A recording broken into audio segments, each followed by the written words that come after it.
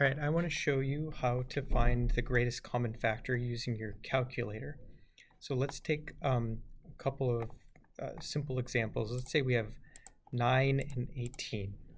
Now, you probably realize that the greatest common factor between these is 9, but let's just take this as an example. So if I want to find the greatest common factor between these two numbers, what I'm going to do is I'm going to go to Math, and I'm going to scroll over to Number, and I'm going to go down to greatest common denominator.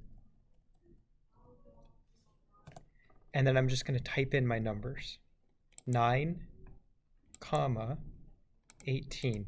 When I hit enter, it'll tell me the greatest common factor between those numbers.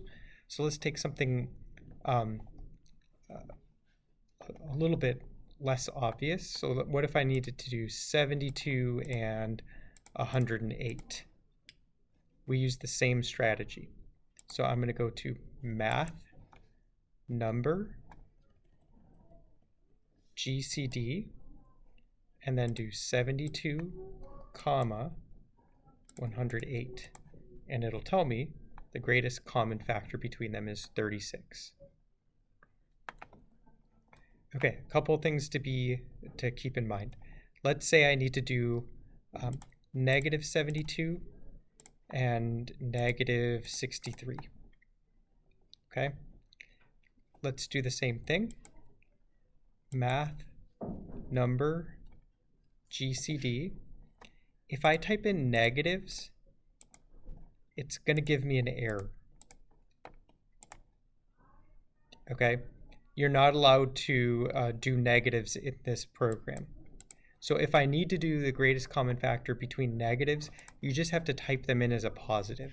So in that case, 72, 63, and realize that the greatest common factor could be a -9 or a +9.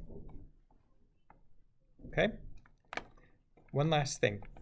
If you need to do the greatest common factor between 3 factors, let's say you have something like 5x squared plus 15x plus 25. Here's how you would do it.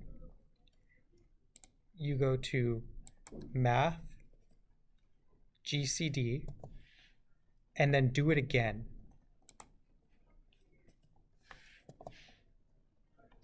Type in the first 2 numbers with a comma separating them. Close the parentheses, add another comma, and then add the last number, and then close the second parentheses. So this is the format it's going to be in. So you have to go to GCD twice, do the first 2 numbers in parentheses, add a comma, put the last number in. When you hit enter, it'll give you the greatest common factor between the 3 numbers. Now, what if the numbers you choose don't have a common factor? Here's what you're going to see. So let's do 3 numbers.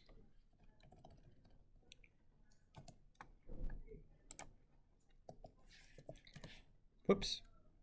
But let's go to 3 numbers that I know don't have a common factor. So let's do like 5, 36, and 43.